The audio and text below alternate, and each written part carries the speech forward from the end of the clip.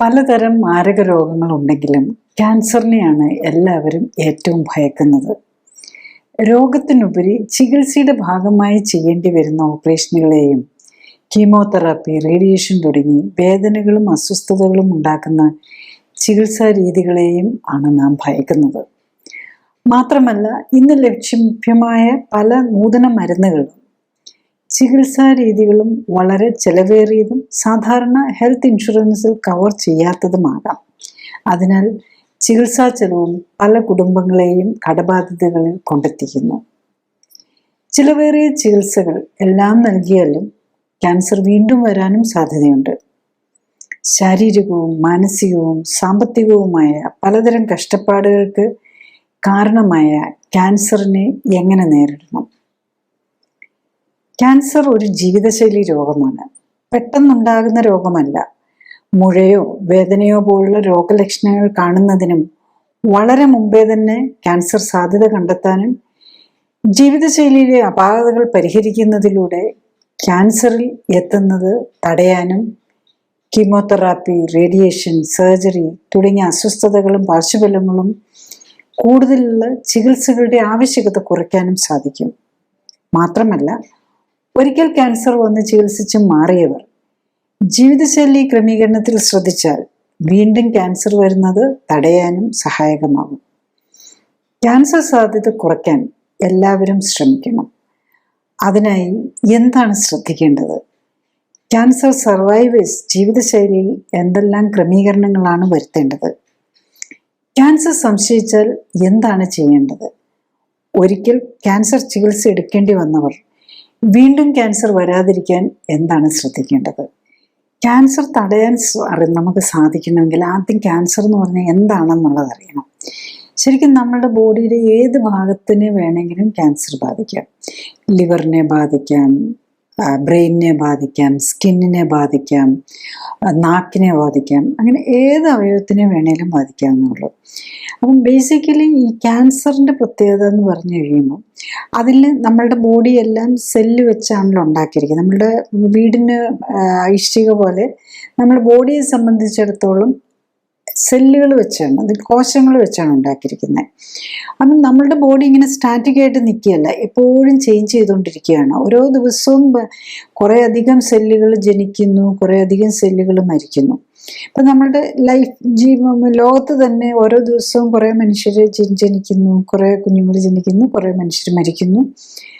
അതുപോലെ തന്നെ അതും പ്രായമായി മരിക്കുന്നുണ്ട്. അതുപോലെ തന്നെ സെല്ലിലാണേലും പ്രായമായി മരിക്കും, അല്ല ഇൻഫെക്ഷൻ കൊണ്ട് സെല്ലുകൾക്ക് മരിക്കാം. വൈറൽ ഇൻഫെക്ഷനും ബാക്ടീരിയൽ ഇൻഫെക്ഷനും ഒക്കെ ബാധിച്ച സെല്ലുകളെ നമ്മളുടെ ഇമ്മ്യൂൺ സിസ്റ്റം തന്നെ ഡിസ്ട്രോയ് ചെയ്യും. അവിടെയും ഒരു ഫ്യൂണറൽ പോലെ നടത്തും. അപ്പം നമ്മളുടെ ഈ ലോകത്ത് നമ്മൾ മനുഷ്യരുടെ ഇടയിൽ നടക്കുന്ന അല്ലെങ്കിൽ ആ ജനറൽ പ്രിൻസിപ്പിൾ തന്നെ നമ്മളുടെ ബോഡിയിൽ നടക്കുന്നുണ്ട്. ശരിക്കും ഏകദേശം 50 ട്രില്യൺ സെൽസ് കൊണ്ടാണ് മനുഷ്യ ശരീരം ഉണ്ടാക്കിയിരിക്കുന്നത്. അപ്പം അത്രയധികം സെല്ലുകളുണ്ട്. അതൊന്നും സ്റ്റാറ്റിക് ആയിട്ട് നിൽക്കുന്നില്ല.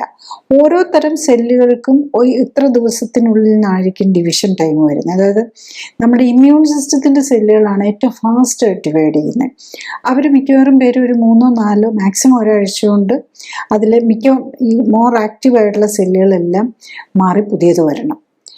അപ്പോൾ ആ ഒരു പ്രോസസ്സിൽ എന്തെങ്കിലും തടസ്സം വന്നാൽ, അതായത് സെൽ ഡിവിഷനിൽ വരുന്ന തടസ്സങ്ങളാണ്, അല്ലെങ്കിൽ അവിടെ വേണ്ട ന്യൂട്രീഷൻ കിട്ടാതെ വരികയോ ടോക്സിൻസ് വരികയോ അങ്ങനെ ചെയ്യുമ്പോഴാണ് ക്യാൻസറസ് ചേഞ്ച് ഉണ്ടാകുന്നത്.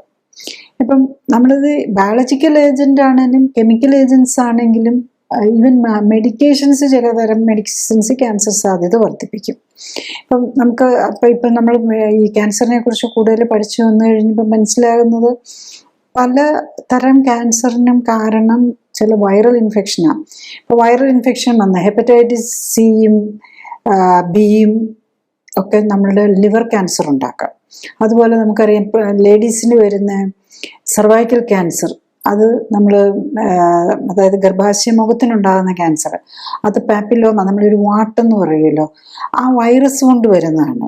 അപ്പോൾ ഇപ്പോൾ അതിന് നമുക്ക് വാക്സിൻ കണ്ടുപിടിച്ചു. ഐ തിങ്ക് പുതിയ നമ്മുടെ ബഡ്ജറ്റിൽ സെൻട്രൽ ഗവൺമെൻറ് അത് എല്ലാ കുട്ടികൾക്കും, അതായത് ടീനേജ് കുട്ടികൾക്ക്, ഗേൾസിന് അത് എല്ലാവർക്കും അവൈലബിൾ ആക്കാൻ. കാരണം ഇതുവരെ അതിന് പുറത്തുനിന്ന് ഉണ്ടാക്കുന്ന വാക്സിനായിരുന്നു, ഇമ്പോർട്ടഡ് വാക്സിനായിരുന്നു. അപ്പം അറൗണ്ട് 2000 to 3000 റുപ്പീസ് അതിലും കൂടുതലുണ്ടായിരുന്നു അതിൻ്റെ ഒരു കോഴ്സ് എടുക്കാനായിട്ട്. ഇപ്പം നമ്മളുടെ ഗവൺമെൻറ് അറൗണ്ട് നമ്മൾ ഇന്ത്യയിൽ തന്നെ ഡെവലപ്പ് ചെയ്ത് ഏതാണ്ട് 300 റുപ്പീസ് സംതിങ് 250 to 300 റുപ്പീസിന് അത് ഈവൻ ഗവൺമെൻറ് തന്നെ അത് ഫ്രീ ആയിട്ട് അവൈലബിൾ ആക്കാനുള്ള എന്തോ പ്രോഗ്രാമും കൂടെ വരികയാണ്. അപ്പം നമുക്ക് ആ സർവൈക്കൽ ക്യാൻസർ നമുക്ക് അതുകൊണ്ട് അതിനെ നമുക്ക് ഇല്ലെന്നാക്കാൻ പറ്റുമെന്നുള്ളതാണ്. കറക്റ്റായിട്ട് കുട്ടികൾക്ക് ആക്റ്റീവ് സെക്ഷൽ ലൈഫിലേക്ക് പോകുന്നതിന് മുമ്പ് നമ്മൾ ഈ വാക്സിൻ കൊടുത്തു കഴിഞ്ഞ് കഴിഞ്ഞാൽ പിന്നെ ആ ക്യാൻസർ ഉണ്ടാകാനുള്ള സാധ്യത കുറയാണ്. അതുപോലെ നമ്മൾ ഹെപ്പറ്റൈറ്റിസ് ബി വാക്സിൻ എടുക്കുന്നതുകൊണ്ട് ഹെപ്പറ്റൈറ്റിസ് ബി കുറയുന്നത് കൊണ്ട് ലിവർ ക്യാൻസറിലേക്ക് പോകാനുള്ള ചാൻസ് കുറയും. പിന്നെ നമുക്കെല്ലാം അറിയാം ലിവർ ക്യാൻസറിൻ്റെ ഒരു മെയിൻ കാരണം ആൽക്കഹോൾ ഉപയോഗമാണ്. അപ്പോൾ ആൽക്കഹോൾ നമ്മളൊരു കെമിക്കലാണ്. അപ്പം ഇങ്ങനെ വരുന്ന വിഷാംശം അത് വൈറസ് ആവാം, കെമിക്കലാവാം, ആൽക്കഹോൾ പോലുള്ള കെമിക്കലാകാം, ഈവൻ മെഡിക്കേഷൻസ്, പലതരം മെഡിസിനുകളും നമുക്ക് ക്യാൻസറിലേക്ക് വഴിവെക്കാം. നമ്മൾ ഈ ക്യാൻസറിന് വേണ്ടിയിട്ട് എടുക്കുന്ന മരുന്നുകൾ എല്ലാം തന്നെ ക്യാൻസർ സാധ്യത വർദ്ധിപ്പിക്കും. അല്ലാത്ത പല മരുന്നുകളും, ഈവൻ നമ്മളിപ്പം ഈ തൈറോയ്ഡ് ഗ്ലാൻഡ് ഉണ്ട്, തൈറോയിഡിൻ്റെ ഡെഫിഷ്യൻസി, തൈറോയ്ഡ് ഇപ്പോഴത്തെ പുതിയ സ്റ്റഡീസ് കാണിക്കുന്നത് തൈറോയിഡിന് വേണ്ടിയിട്ട് ലിവോതൈറോസിൻ, എന്നൊക്കെ പറഞ്ഞ് പലതരം മരുന്നുകളുണ്ടല്ലോ. അതായത് ഹോർമോണായിട്ട്, അതായത് ഈ തൈറോയ്ഡ് ഗ്ലാൻഡ് എടുത്ത് കളഞ്ഞിട്ട് ജീവിതകാലം മുഴുവൻ കഴിക്കാൻ പറയുക, അങ്ങനത്തെ ആ മരുന്ന് കഴിക്കുന്നവരിൽ പലതരം ക്യാൻസറിൻ്റെയും 50% സാധ്യത കൂടുന്നു എന്നുള്ളതാണ്. അതാ നമ്മൾ എക്സ്റ്റേണലിൽ നിന്ന് എടുക്കുന്നതുകൊണ്ടാണോ അതോ അവരുടെ രോഗത്തിൻ്റെ, അതായത് യൂഷ്വലി അതൊരു ഓട്ടോഇമ്മ്യൂൺ ഡിസീസ് അല്ലെങ്കിൽ ഓൾറെഡി ഒരു മുഴ ഉള്ളത് കൊണ്ടാണല്ലോ നമ്മൾ എടുത്തു കളയുന്നത്. അപ്പം അങ്ങനെ നമ്മളിപ്പം തൈറോയിഡിനൊരു ക്യാൻസർ കണ്ടു, നമ്മളതിന് തൈറോയിഡിനെ എടുത്തു കളഞ്ഞു, എല്ലാം എടുത്തു കളഞ്ഞു, തൈറോയ്ഡ് ക്യാൻസർ പോയെന്നിരിക്കും, പക്ഷെ വേറൊരു തരം ക്യാൻസർ വന്നെന്നിരിക്കും. അപ്പം അതാണ് even brain cancer, skin cancer ഒക്കെ വരാൻ സാധ്യത കൂടുതലാണെന്നുള്ളതാണ് കാണിക്കുന്നത്. പിന്നെ റേഡിയോതെറാപ്പി തന്നെ ക്യാൻസറിൻ്റെ സാധ്യത കൂട്ടാം. അതുപോലെ പല ഈവൻ നമ്മൾ ഈ ഡയബറ്റീസിന് വേണ്ടിയിട്ട് എടുക്കുന്ന ചിലതരം ഇഞ്ചെക്ഷൻസും അങ്ങനത്തെയൊക്കെ ഉണ്ട്. അത് തൈറോയ്ഡ് ഒരു മെഡുലറി കാർസിനോമ ഓഫ് തൈറോയ്ഡ് വരുത്താം. പിന്നെ ചിലതരം ഇമ്മ്യൂണോസപ്രസൻ്റ് മരുന്നുകളുണ്ടല്ലോ, ഈ ഓർഗൻ ട്രാൻസ്പ്ലാന്റ് കഴിഞ്ഞിട്ട് കഴിക്കുകയും, അതായത് ഒരു കിഡ്നി മാറ്റിവെക്കലൊക്കെ കഴിഞ്ഞാൽ, അതൊക്കെ ഇമ്മ്യൂണോസപ്രസൻസ് ആണ്. അത്തരം മരുന്നുകൾ തന്നെ ക്യാൻസറിലേക്ക് വഴിതെളിക്കാം. ഈവൻ നമ്മളെ ഡയബറ്റീസിന് വേണ്ടിയിട്ട് നമ്മുടെ ഇൻസുലിൻ ഇഞ്ചെക്ഷൻ തന്നെ നമ്മുടെ ഇമ്മ്യൂണിറ്റി കുറയ്ക്കും. അതായത് നമ്മളുടെ ഇമ്മ്യൂൺ സിസ്റ്റത്തിന് ക്യാൻസർ സെല്ലിനെ ഡിസ്ട്രോയ് ചെയ്യാനുള്ള കപ്പാസിറ്റി കുറച്ച് കളയും. അതുകൊണ്ട് ക്യാൻസർ സെല്ലിനെ മാത്രമല്ല ഈ വൈറസ് ഇൻഫെക്റ്റഡോ ബാക്ടീരിയ ഇൻഫെക്റ്റഡോ ഒക്കെ കുറയ്ക്കാനുള്ള സാധ്യത ചെയ്തു. അതുകൊണ്ടാണ് ഈ ഡയബറ്റിക് പേഷ്യൻസിന് ക്യാൻസറും അതുപോലെ ഇൻഫെക്ഷൻസും ഒക്കെ വരാനുള്ള സാധ്യത കൂട്ടുന്നത്. അപ്പം അതാണ് നമ്മൾ ക്യാൻസറിൽ സംഭവിക്കുന്നത്, നമ്മളുടെ ഒരു സെല്ലിൽ തന്നെ വരുന്ന ചേഞ്ചാണ്. അതായത് നമ്മളുടെ സെല്ലിൻ്റെ ജനറ്റിക് മെറ്റീരിയൽ DNA വരുന്ന ചേഞ്ചസ് അക്യുമുലേറ്റ് ചെയ്ത് ഒരു കുറെ കാലം കഴിയുമ്പോഴേക്കുമാണ് ഇത് ക്യാൻസറായിട്ട് മാറുന്നത്. അതായത് നമ്മളുടെ ഒത്തിരി ഡിമാൻഡ് ഇപ്പോൾ ഈവൻ ബ്ലഡ് ക്യാൻസറിൻ്റെ കാരണം പലപ്പോഴും പലതരം ബ്ലഡ് ക്യാൻസറിൻ്റെയും കാരണം ചിലതരം വൈറൽ ഇൻഫെക്ഷൻസാണ്. എപ്സ്റ്റീൻ ബാർ വൈറസ് എന്നും പറഞ്ഞുള്ള ഒരു വൈറൽ ഇൻഫെക്ഷനാണ് പല ബ്ലഡ് ക്യാൻസറിനും കാരണമെന്ന്. അപ്പം നമ്മൾ ഇതെല്ലാം ഇൻ്റർ കണക്റ്റഡ് ആണ്. പിന്നെ നമുക്കറിയാം ലങ് ക്യാൻസറിന് ആസ്ബറ്റോസിൻ്റെ ഇത് ലങ് ക്യാൻസർ കൂട്ടാം. അതുപോലെ ടൊബാക്കോ സ്മോക്കിംഗ്, ആൽക്കഹോളിൻ്റെ ലങ് ക്യാൻസറിൻ്റെ സാധ്യത കൂട്ടാം. ഈവൻ ഇൻഡസ്റ്റൈനൽ ക്യാൻസേഴ്സ്, ഈസോഫയർ അന്നനാളത്തിലുള്ള ക്യാൻസർ, ഇതൊക്കെ ടൊബാക്കോയുടെ യൂസ് കൊണ്ടും അല്ല അതുപോലത്തെ ഈ റിക്രിയേഷണൽ ഡ്രഗിൻ്റെയും ആൽക്കഹോളിൻ്റെയും ഒക്കെ ഉപയോഗമുള്ളവർക്ക് അതെല്ലാം കൂടാവുന്നതാണ്. പിന്നെ വേറൊരു പ്രത്യേകത എന്താണെന്ന് വെച്ചാൽ ക്യാൻസറിൻ്റെ മിക്കവാറും ഒബേസിറ്റിയും ഓവർ വെയ്റ്റ്, ബോഡിയിൽ ഫാറ്റ് കൂടുന്നത് നമ്മൾ പലതരം ഹോർമോണൽ ഇംബാലൻസസും വരുത്തും. ഇതും നമ്മുടെ ക്യാൻസർ സാധ്യത കൂട്ടുന്നുള്ളതാണ്.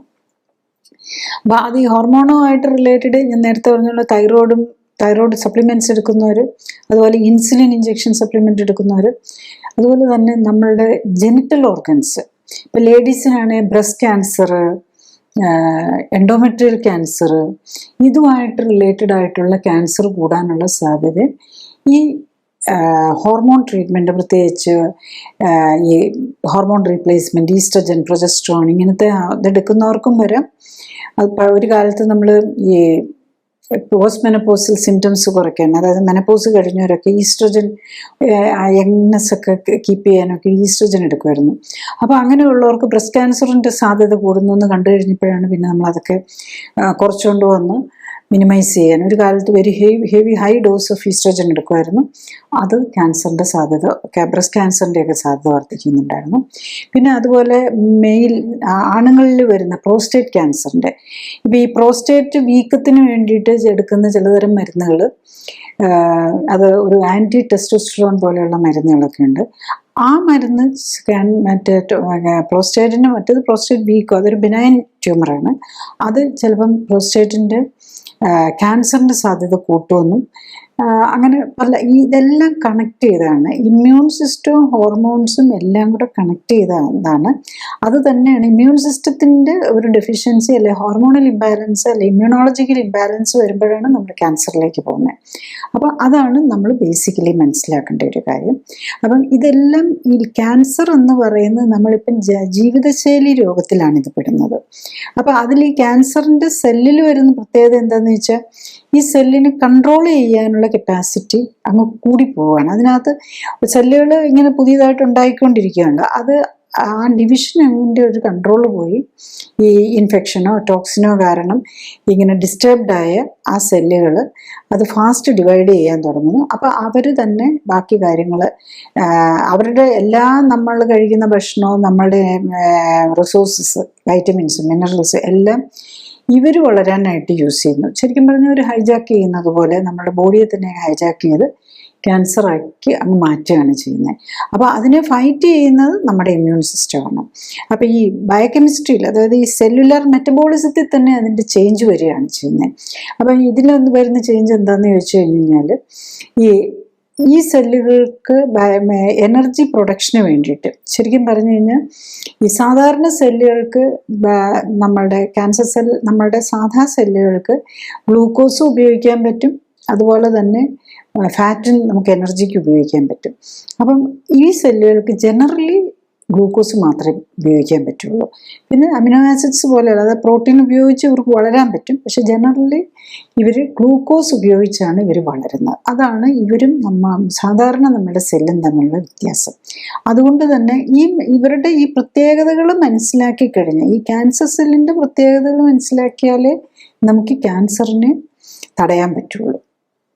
നെക്സ്റ്റ് നമ്മൾ എങ്ങനെയാണ് ക്യാൻസറിനെ നേരത്തെ കണ്ടുപിടിക്കുക എന്നുള്ളത്. ക്യാൻസർ കണ്ടുപിടിച്ച് കഴിഞ്ഞ് കഴിഞ്ഞാൽ 3rd സ്റ്റേജും 4th സ്റ്റേജും ഒക്കെ എത്തിക്കഴിഞ്ഞ് കഴിഞ്ഞാൽ വെരി ഡിഫിക്കൽട്ടാണ്. പക്ഷെ നേരത്തെ കണ്ടുപിടിക്കുക എന്നുള്ളതാണ്.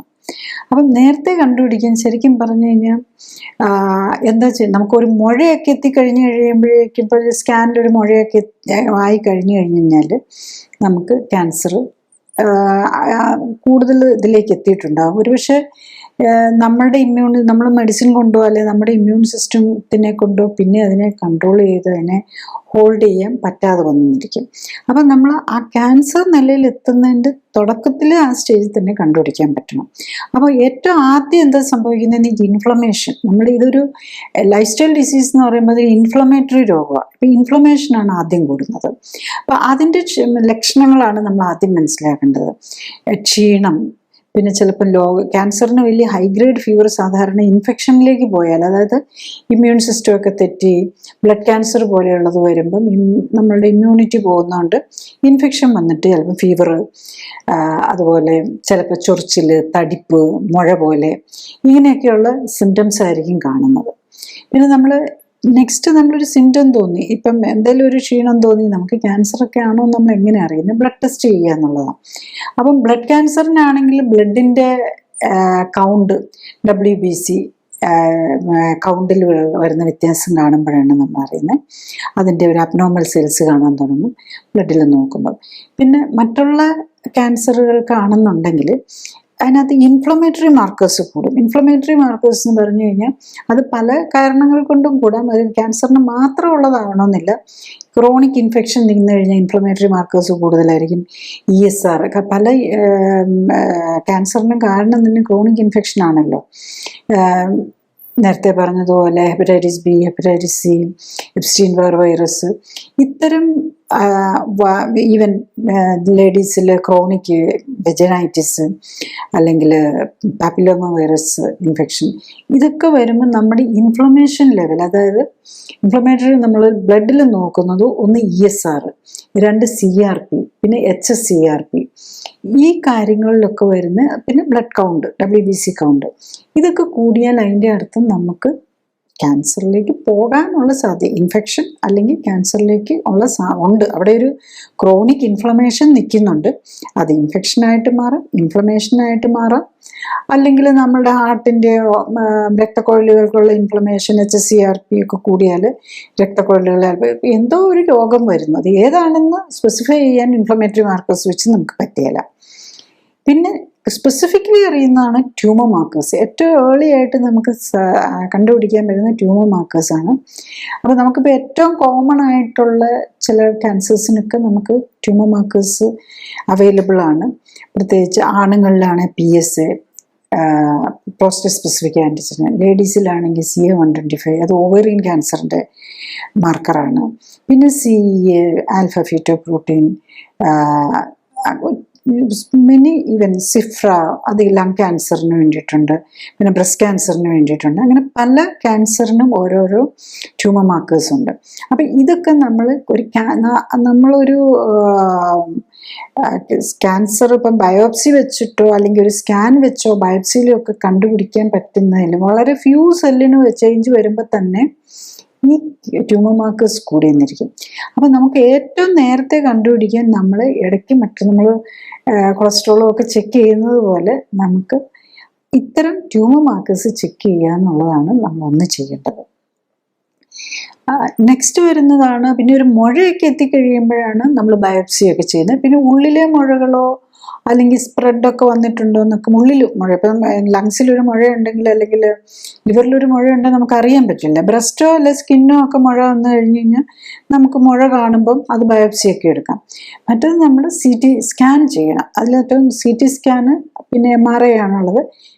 ക്യാൻസർ നമ്മൾ സസ്പെക്റ്റ് ചെയ്യുന്ന, ഒരു സീരിയസ്ലി സസ്പെക്റ്റ് ചെയ്യുന്ന, അല്ലെങ്കിൽ ഇപ്പോൾ ബ്രസ്റ്റിലാണെങ്കിൽ ബ്രസ്റ്റിലൊരു ബയോപ്സി എടുത്തപ്പോൾ അതിനൊരു ക്യാൻസർ സസ്പെഷനുണ്ട്, ഏത് ഓർഗനിലാണെങ്കിലും ഒരു ക്യാൻസർ സസ്പെഷനുണ്ട്, ക്യാൻസർ തന്നെ ആണോ എന്നറിയണമല്ലോ. കാരണം ക്യാൻസർ ആണെങ്കിൽ പിന്നെ ആ ഓർഗൻ തന്നെ എടുത്തു കളയാന്നുള്ളതാണ് നമ്മുടെ റൂള് വരുന്നത്. ഇപ്പോൾ ബ്രസ്റ്റിലാണെങ്കിൽ ആ ബ്രസ്റ്റ് എടുക്കുക, അല്ലെങ്കിൽ ആ തീരെ ചെറുതാണെങ്കിൽ ആ ബ്രസ്റ്റിൻ്റെ ആ മേജർ പാർട്ടങ്ങ് അതും അതിനോട് ചുറ്റുമുള്ള ഭാഗം എടുക്കുക, പിന്നെ അതിനോടനുബന്ധിച്ചുള്ള ലിംഫ് നോഡ്സ് എടുക്കുക, ഇതൊക്കെയാണ് ചെയ്യുന്നത്. അപ്പം നമുക്ക് നേരെ അതിലേക്ക് പോകുന്നത് നമ്മുടെ ഒരു ഓർഗൻ തന്നെ നഷ്ടപ്പെടുത്തുകയുണ്ടായിരുന്നത്. അപ്പം എപ്പോഴും നമ്മൾ ഒരു റീസണബിളി ഒരു ക്യാൻസർ സസ്പെഷൻ ചെയ്ത് ക്യാൻസറിന് വേണ്ടിയിട്ട് സർജറി ചെയ്യുകയാണെങ്കിൽ അതിന് മുമ്പ് ഒരു പെറ്റ് സ്കാനാണ് എടുക്കേണ്ടത്. ഇപ്പം നമ്മുടെ ഇന്ത്യയിൽ, നമ്മൾ കേരളത്തിലുള്ള പ്രത്യേകത എന്താണെന്ന് വെച്ചാൽ നമുക്ക് പലയിടത്തും പെറ്റ് സ്കാൻ അവൈലബിളാണ്. ഒരു 15,000 to 25,000 നമുക്ക് ഏറ്റവും ബെസ്റ്റായിട്ട് തന്നെ പെറ്റ് സ്കാൻ ചെയ്ത് കിട്ടും. അതേസമയത്ത് വെസ്റ്റേൺ കൺട്രീസൊന്നും അതൊരു കോമൺ പ്രോട്ടോക്കോളിൻ്റെ ഭാഗമായിട്ട് പറയുന്നില്ല. കാരണം അവിടെ പെറ്റ് സ്കാനിന് അവർ യൂഷ്വലി അവരുടെ ഇൻഷുറൻസ് പേയ്മെൻ്റ് ആണല്ലോ എല്ലാത്തിലും വരുന്നത്, അതിനകത്ത് അവർ ഇൻക്ലൂഡ് ചെയ്തിട്ടില്ല. അത് കാരണം അതിൻ്റെ ഓൾമോസ്റ്റ് 5 to 10 lakhs ആണ് നമ്മുടെ കണക്ക് വെച്ച് നോക്കുമ്പോൾ അവിടുത്തെ ചിലവ് വരുന്നത്. സോ അവർ പലപ്പോഴും ഇൻഷുറൻസ് കമ്പനി അത് അലോ ചെയ്യുക, അതുകൊണ്ട് അവർക്കവിടെ നോക്കാനുള്ള സൗകര്യമില്ല. പക്ഷെ നമ്മളിവിടെ ആകുമ്പം നമുക്ക് ഇത്ര ഫ്രീ ആയിട്ട് ചെയ്യാവുന്നതുണ്ട്. കാരണം അതല്ലെങ്കിൽ നമ്മൾ അതിലും കൂടുതൽ എക്സ്പെൻസീവായിട്ടും ഡിസ്ട്രക്റ്റീവായിട്ടുള്ള സർജറിയും കീമോതെറാപ്പിയും റേഡിയേഷനും ഒക്കെയാണ് പോകേണ്ടി വരുന്നത്. അപ്പോൾ ആദ്യം നമ്മളൊരു പെറ്റ് സ്കാൻ ചെയ്ത് അതിൽ സീരിയസ്ലി അത് ഒരു ക്യാൻസറസ് അഫെക്ഷൻ ഉണ്ടോ എന്നുള്ളതാണ് നമ്മൾ നോക്കേണ്ടത്.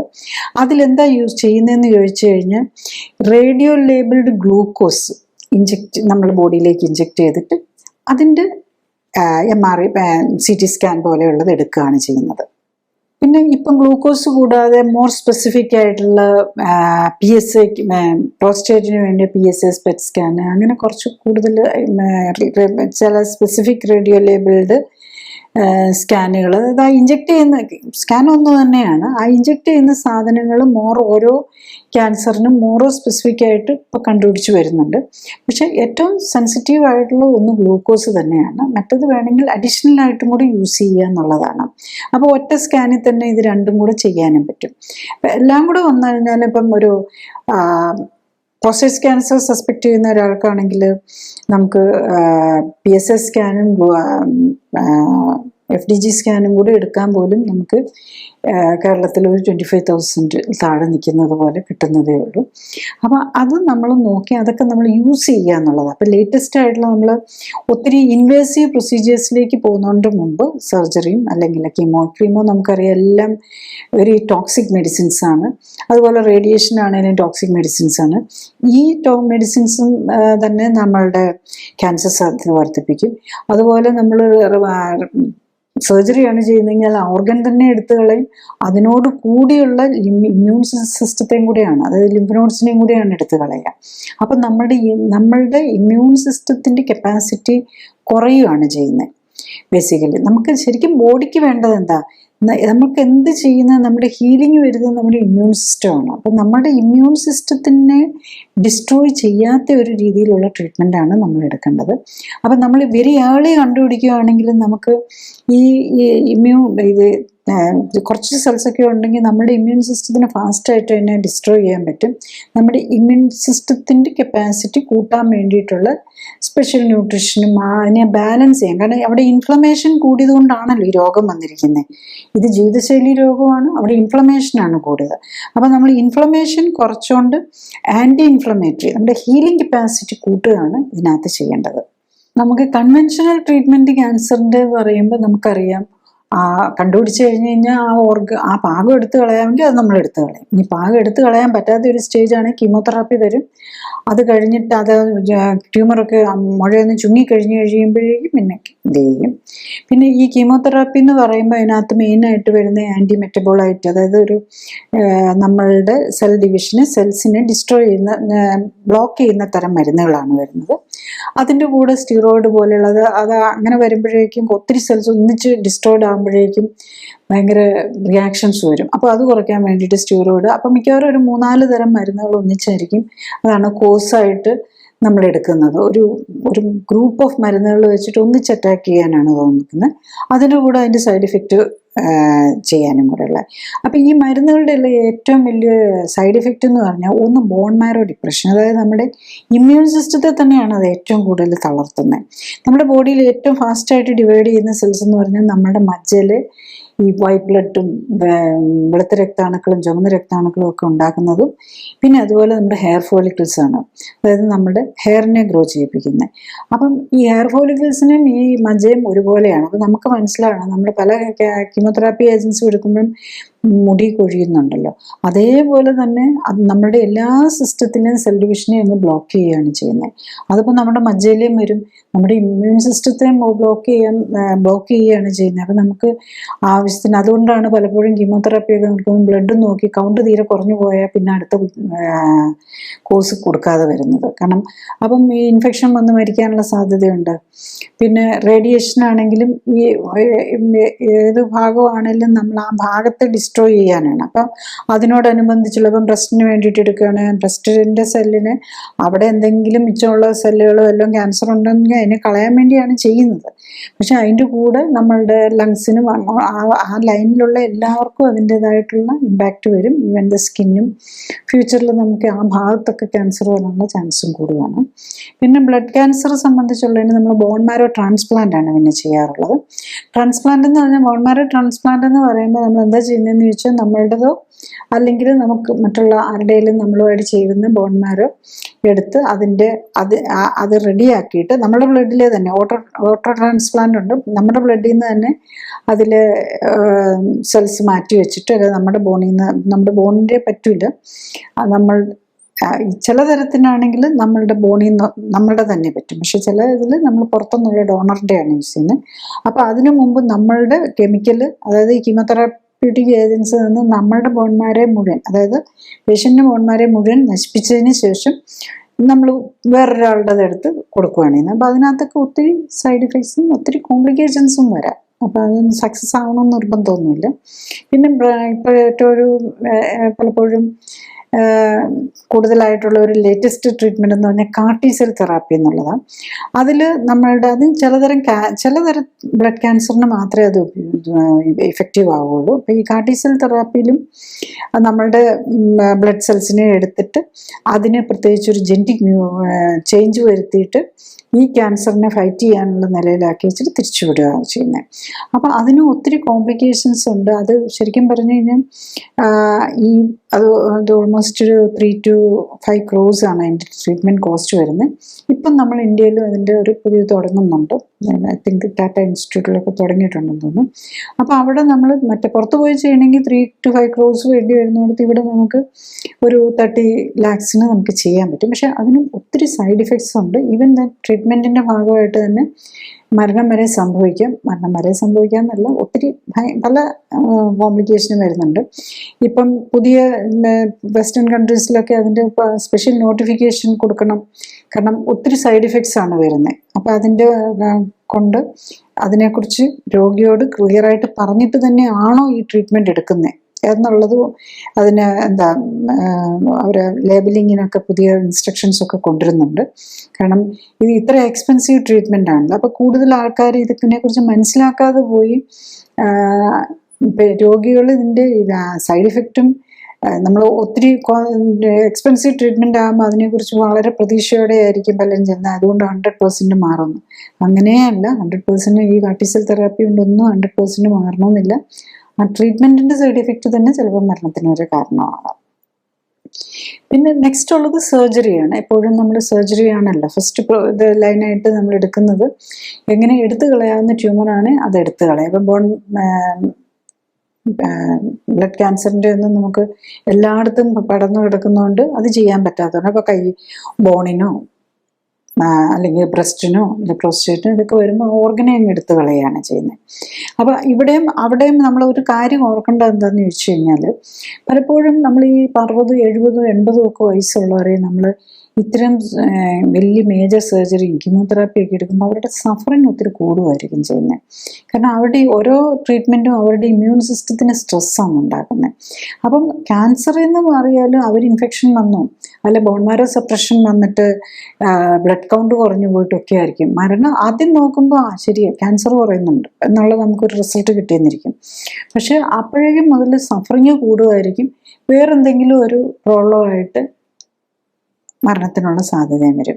പിന്നെ എപ്പോഴും വേറൊരു പ്രോബ്ലം എന്താണെന്ന് വെച്ചാൽ ആൾക്കാർക്ക് നമ്മളൊരു ക്യാൻസർ വന്നു കഴിഞ്ഞ് കഴിഞ്ഞാലോ അല്ല ഇതിലേക്കും എപ്പോഴും ഇപ്പോൾ ഇൻഷുറൻസ് ഉണ്ടല്ലോ. അപ്പോൾ ഇൻഷുറൻസിലാകുമ്പം എല്ലാം ഫ്രീ ട്രീറ്റ്മെൻ്റ് ആണെന്നുള്ളത് കൊണ്ട് നമ്മൾ വളരെ ലൈറ്റായിട്ട് സർജറിയെ കാണും. ഈവൻ പേഷ്യൻറ്റിനോട് പറയാൻ തന്നെ നമ്മളുടെ ഇവിടുത്തെ ഒരു പ്രോബ്ലം അതാണ്. ഇപ്പോൾ പ്രായമായവരാണേലും യങ്സ്റ്റേഴ്സ് ആണേലും എല്ലാവരോടും നമുക്ക് ക്യാൻസർ ആണെന്ന് പറയാൻ പേടിയാണ്. അതുകൊണ്ട് അത് മിണ്ടാതെ വെച്ചിട്ട് അവരുടെ സൈഡ് ഇഫക്ട്സോ എല്ലാം ഹൈഡ് ചെയ്യാനുള്ളൊരു ശ്രമം നടത്തും. അപ്പോൾ സൈഡ് ഇഫക്റ്റ് ഒന്നും മനസ്സിലാകാതെ എന്തെങ്കിലുമൊക്കെ ട്രീറ്റ്മെൻറ്റ് എടുക്കാനും പ്രത്യേകിച്ച് ഈ പ്രായമായവരോട് നമ്മളത് ചെയ്യുന്നത് ഒത്തിരി ഈ കീമോതെറാപ്പിയും അതിൻ്റെ സൈഡ് ഇഫക്റ്റും ഒക്കെ രോഗിയും കൂടെയുള്ളവരും രോഗിയും റിയലി മനസ്സിലാക്കണം.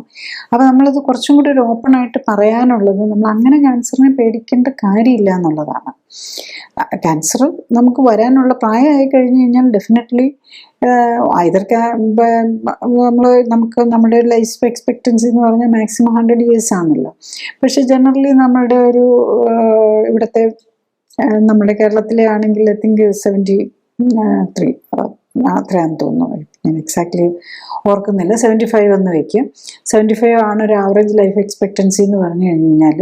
അപ്പോൾ അറൗണ്ട് 60 കഴിഞ്ഞ് കഴിഞ്ഞാൽ 70 ആ സമയത്ത് ഇവർക്ക് ഹാർട്ട് അറ്റാക്ക് അല്ലെങ്കിൽ അങ്ങനെ അല്ലെ ക്യാൻസർ എന്തെങ്കിലും വെച്ച് അല്ലെ ഇൻഫെക്ഷനോ ഏതെങ്കിലും വെച്ച് നമ്മൾ മരിക്കും. കാരണം നമ്മുടെ ഇമ്മ്യൂൺ സിസ്റ്റവും നമ്മളുടെ ബോഡി ഏജ് ചെയ്യുകയാണല്ലോ. അപ്പം അതിനുള്ളൊരു പോസിബിലിറ്റി ഉണ്ട്. അപ്പം നമ്മൾ 80 വയസ്സുള്ള ആൾക്ക് ഒരു ക്യാൻസർ കണ്ടുപിടിച്ചാൽ നമ്മൾ ഉടനെ പോയി കീമോതെറാപ്പിയും റേഡിയേഷനും സർജറിയും ഒക്കെ അവർക്ക് താങ്ങാൻ ബുദ്ധിമുട്ടായിരിക്കും. അപ്പം അതിന് പകരം നമുക്ക് എന്ത് ചെയ്യാമെന്ന് ചോദിച്ചു കഴിഞ്ഞാൽ അവിടെയാണ് ഈ ലൈഫ് സ്റ്റൈൽ കറക്ഷനും മറ്റു കാര്യങ്ങൾക്കും വരുന്ന ഇമ്പോർട്ടൻസ്. ക്യാൻസർ എന്ന് പറയുന്നത് ജീവിതശൈലി രോഗമാണ്. അപ്പം നമ്മൾ ജീവിതശൈലിയിൽ എവിടെയാണ് തെറ്റുന്നതെന്ന് നമ്മൾ ഏറ്റവും ഏർലി കണ്ടുപിടിക്കുക, എന്നിട്ട് അത് റിവേഴ്സ് ചെയ്യുക എന്നുള്ളതാണ്, പ്രിവെൻറ്റ് ചെയ്യുക എന്നുള്ളത്. അപ്പോൾ ക്യാൻസറിൻ്റെ ഏറ്റവും പ്രധാന ഒരു പ്രിഡിസ്പോസിങ് ഫാക്ടർ, അതായത് എങ്ങനെയുള്ള രോഗികൾക്കാണ് ക്യാൻസർ വരുന്നതെന്ന് ചോദിച്ചു കഴിഞ്ഞാൽ, ഒന്ന് ഓവർ വെയിറ്റ് ഉള്ളവർക്ക്, പിന്നെ ഈ മരുന്നുകൾ കഴിച്ചുകൊണ്ടിരിക്കുന്ന ആൾക്കാർക്ക്, പ്രത്യേകിച്ച് ഡയബറ്റീസ്, ഹൈപ്പർ ടെൻഷൻ, കൊളസ്ട്രോള്. അപ്പം ഇങ്ങനത്തെ ക്രോണിക് ആയിട്ട് മെഡിക്കേഷൻ എടുത്തുകൊണ്ടിരിക്കുന്നവർക്ക് ക്യാൻസറിൻ്റെ സാധ്യത കൂടുതലാണ്. പിന്നെ ഇതൊന്നും ഇല്ലെങ്കിലും ഡയബറ്റീസും ക്യാൻസറും ഒന്നും നമ്മൾ അറിഞ്ഞിട്ടില്ലെങ്കിലും നമുക്ക് ചിലപ്പം ക്യാൻസർ വരാം. അപ്പം അങ്ങനെയുള്ളത് ചിലപ്പം ഡയബറ്റീസ് ഉണ്ടാവില്ല, പക്ഷെ അവർക്ക് ഇൻസുലിൻ റെസിസ്റ്റൻസ് ഉണ്ടാകും, ഇൻസുലിൻ്റെ അളവ് കൂടുതലായിരിക്കും. അപ്പോൾ അങ്ങനെയുള്ളവരുടെയൊക്കെ നമ്മൾ കണ്ടുപിടിക്കാനായിട്ട് ഇൻസുലിൻ റെസിസ്റ്റൻസ് ഉണ്ടോ എന്ന് അറിയാനായിട്ട് ഇൻസുലിൻ ലെവൽ കൂടുതലാണോ എന്ന് നോക്കും. പിന്നെ ഇൻഫ്ലമേറ്ററി മാർക്കേഴ്സ്, ഇതൊരു ഇൻഫ്ലമേറ്ററി ഡിസോർഡറാണ് ക്യാൻസർ എന്ന് പറയുന്നത്. അപ്പം ഞാൻ നേരത്തെ പറഞ്ഞാൽ കൗണ്ട്, WBC വെള്ള രക്താണുക്കളുടെ കൗണ്ട് കൂടുക, അല്ലെ ഇമ്മ്യൂണോഗ്ലോബുലിൻസ് ബോഡിയിൽ കൂടുക, നമ്മൾ ലിവർ ഫംഗ്ഷൻ്റെ ഭാഗമായിട്ട് നമ്മൾ പ്രോട്ടീൻ കൂടുന്നുണ്ടോ എന്ന് നോക്കുക, ESR കൂടുന്നുണ്ടോ എന്ന് നോക്കുക, സി റിയാക്റ്റീവ് പ്രോട്ടീന്, HSCRP ഇങ്ങനത്തെ സാധനങ്ങളൊക്കെ കൂടുന്നുണ്ടോ എന്ന് നോക്കുക. പിന്നെ ട്യൂമർ മാർക്കേഴ്സ്, ഇതൊക്കെ നമ്മൾ നോക്കി അപ്പോൾ എന്തെങ്കിലും കൂടുന്നു എന്ന് കണ്ടു കഴിഞ്ഞ് കഴിഞ്ഞാൽ ശരിക്കും ഈ ഇൻഫ്ലമേറ്ററി മാർക്കേഴ്സോ ട്യൂമർ മാർക്കേഴ്സോ കൂടിയാൽ, ചെറിയ തോതിലും കൂടുമ്പോൾ നമ്മൾ ഒരു CT സ്കാനോ ഒന്നും എടുക്കേണ്ട കാര്യമില്ല. ശരിക്കും നമ്മൾ ജീവിതശൈലി ക്രമീകരിക്കുന്നതിൽ ഓവർ വെയിറ്റ് ആണെങ്കിൽ വെയിറ്റ് കുറയ്ക്കാൻ നോക്കുക. പിന്നെ ഇൻഫ്ലമേറ്ററി ഫുഡ് എന്താണെന്നുള്ളതും കൂടെ നമ്മൾ മനസ്സിലാക്കണം. ഇൻഫ്ലമേറ്ററി ഫുഡ് എന്ന് പറഞ്ഞാൽ ടോക്സിൻസ് ഉള്ള, കളറും പ്രിസർവേറ്റീവ്സും ഒക്കെ ചേർത്ത ഫുഡ്, അധികം കാർബോഹൈഡ്രേറ്റ് ഉള്ള ഫുഡ്, ഗ്ലൂക്കോസും ഷുഗറും ഉള്ള ഫുഡ്, അതുപോലെ അധികം omega-6 ഫാറ്റുള്ള ഫുഡ്. omega-6 ഫാറ്റുള്ള കൂടുതലുള്ള ഫുഡ് എന്ന് പറഞ്ഞാൽ നമ്മൾ ഈ ഉപയോഗിക്കുന്ന നട്ട്സുകളെല്ലാം ഉണ്ടല്ലോ, കോക്കനട്ടും ഒഴിച്ച് ബാക്കിയുള്ള എല്ലാ നട്ട്സിലും, കശുവണ്ടി, കപ്പലണ്ടി, ബദാം, പിസ്ത, ഇതിലെല്ലാം ഈ omega-6 കൂടുതലാണ്. അതാണ് ഇൻഫ്ലമേറ്ററി മീഡിയേറ്ററാണ്. അതേസമയത്ത് omega-3 കൂടുതലുള്ള ചാള, അങ്ങനത്തെ സാൽമൺ, ചാള ഇങ്ങനത്തെ ഒക്കെ കഴിക്കുന്നത് നല്ലതാണ്. അതുപോലെ omega-3 കൂടുതലുള്ളതാണ് ഉലുവ, പിന്നെ ലീഫി വെജിറ്റബിൾസ്, ഇതൊക്കെയാണ് നമ്മൾ സാധാരണ ഫുഡ് ഐറ്റംസിൽ ഈ omega-3 ഉള്ള സാധനങ്ങൾ. ഇതൊക്കെ കൂടുതൽ കഴിക്കാനും നോക്കുക. മറ്റുള്ള നട്ട്സ് അങ്ങനത്തെ സാധനങ്ങൾ കുറയ്ക്കുക. കളറും പ്രിസർവേറ്റീവ്സും ഉള്ള സാധനങ്ങൾ കുറയ്ക്കുക. ഏറ്റവും പ്രധാനം, ക്യാൻസർ സെല്ലിന് വളരണമെങ്കിൽ, പ്രത്യേകിച്ച് ഇനിഷ്യൽ സ്റ്റേജിലുള്ള ക്യാൻസർ സെല്ലിന് വളരണമെന്നുണ്ടെങ്കിൽ ഗ്ലൂക്കോസ് വേണം. അപ്പോൾ ഗ്ലൂക്കോസായിട്ട് മാറ്റുന്ന സ്റ്റാർച്ച്, അതായത് പ്ലാന്റ് ബേസ്ഡ് ഫുഡിൽ നമ്മൾ സ്റ്റെമ്മോ ലീഫോ ഉപയോഗിക്കുന്നതിന് കുഴപ്പമില്ല. ബാക്കിയുള്ള ഈ റൂട്ട്സ്, അതുപോലെ മറ്റ് ഫ്രൂട്ട് പോലെയുള്ളത് ഫ്രൂട്ട്സായിട്ട്, ശരിക്കും പറഞ്ഞാൽ വെജിറ്റബിൾസ് നമ്മൾ ജനറലി പറയുന്നതും അതതിൻ്റെ ഫ്രൂട്ടാണല്ലോ. മധുരമില്ലാത്തതിനെ നമ്മൾ വെജിറ്റബിൾ എന്ന് പറയും, മധുരമുള്ളതിനെ നമ്മൾ ഫ്രൂട്ട് എന്ന് പറയും. അപ്പം ലീഫി വെജിറ്റബിൾസ്, ഇപ്പം അങ്ങനത്തെ അപ്പം വെള്ളിരിക്ക, പാവയ്ക്ക, ഇതിനകത്തൊക്കെ കാർബോഹൈഡ്രേറ്റ് ആണ്. അത് പക്ഷേ ഡൈജസ്റ്റ് ചെയ്ത് കഴിയുമ്പോൾ കാർബോഹൈഡ്രേറ്റ് ആണ്. അതേസമയത്ത് ലീവ്സിൻ്റെ ഒരു പ്രത്യേകത എന്താണെന്ന് വെച്ചാൽ അതിൽ കാർബോഹൈഡ്രേറ്റ് സെല്ലുലോസ് ആണ്, അതധികം ഡൈജസ്റ്റബിൾ അല്ല. അതുകൊണ്ട് ഗ്ലൂക്കോസ് ആയി വരുന്നത് നമ്മൾ ഡൈജസ്റ്റ് ചെയ്ത്, അതായത് ദഹിച്ചു കഴിഞ്ഞ് കഴിഞ്ഞാൽ ഗ്ലൂക്കോസ് ആവുന്ന സാധനങ്ങൾ ഒഴിവാക്കുക. അതാണ് നമ്മളൊരു ക്യാൻസർ സസ്പെക്ട് ചെയ്യുമ്പോൾ തന്നെ നമ്മൾ അതിലേക്കാണ് മാറേണ്ടത്. അതേസമയത്ത് non veg items, fish, meat, egg ഒക്കെ പോലെയുള്ള സാധനങ്ങൾക്ക് നമുക്ക് കംഫർട്ടബിൾ ആണ് കഴിക്കാൻ, വെച്ച് കഴിക്കുന്നവർക്കാണെങ്കിൽ അതും ലീഫി വെജിറ്റബിൾസുമാണ് നമ്മൾ എടുക്കേണ്ടത്. അത് ക്യാൻസർ പേഷ്യൻസ് ആണെങ്കിലും ക്യാൻസർ സസ്പെക്ട് ചെയ്യുന്നുണ്ടെങ്കിലും ഫസ്റ്റ് ഇതായിട്ട് നമ്മൾ ചെയ്യേണ്ടത് ഈ ചേഞ്ച് വരുത്തുക എന്നുള്ളത്. എന്നിട്ട് നമുക്ക് ഈ ട്യൂമർ മാർക്കേഴ്സും ഇൻഫ്ലമേറ്ററി മാർക്കേഴ്സും ഒക്കെ ചെക്ക് ചെയ്യാം. നമുക്ക് കുടവയറോ അല്ലെങ്കിൽ ഓവർ വെയിറ്റ്, നമ്മുടെ ബോഡിയിൽ വെയിറ്റ് എന്നുള്ളതിനേക്കാളും കൂടുതൽ നമ്മൾ ബോഡിയിൽ ഫാറ്റിൻ്റെ കണ്ടൻ്റാണ് കുറയ്ക്കേണ്ടത്. അപ്പോൾ ഈ ഇൻഫ്ലമേറ്ററി ഫാറ്റായിട്ടുള്ള omega-6 ഒക്കെ കൂടുതലുള്ളത് കൊണ്ട് അങ്ങനെയുള്ള നട്ട്സും ഒക്കെ കഴിച്ച് വണ്ണം വെച്ചിരിക്കുന്നവർക്ക് ക്യാൻസറിൻ്റെ സാധ്യത ഒത്തിരി കൂടുതലായിരിക്കും. പിന്നെ നമ്മൾ ശ്രദ്ധിക്കേണ്ട ഒരു കാര്യം, നമുക്ക് ഈ ക്യാൻസർ വരാനുള്ള കൂടുതൽ സാധ്യതയുള്ളത് ഈ ഡയബറ്റീസ് ഉള്ളവർക്കും, അതുപോലെ ഓട്ടോ ഇമ്മ്യൂൺ, അതായത് ഇമ്മ്യൂൺ സിസ്റ്റത്തിനൊരു പ്രോബ്ലം ഓൾറെഡി ഉണ്ട്. അപ്പം അങ്ങനെയുള്ളപ്പോഴും ക്യാൻസർ വരാൻ സാധ്യത കൂടുതലായിരിക്കും. അതുപോലെ അലർജിക് ഡിസോർഡേഴ്സ് ഉള്ളവർക്ക് ക്യാൻസറിൻ്റെ സാധ്യത കൂടുതലായിരിക്കും.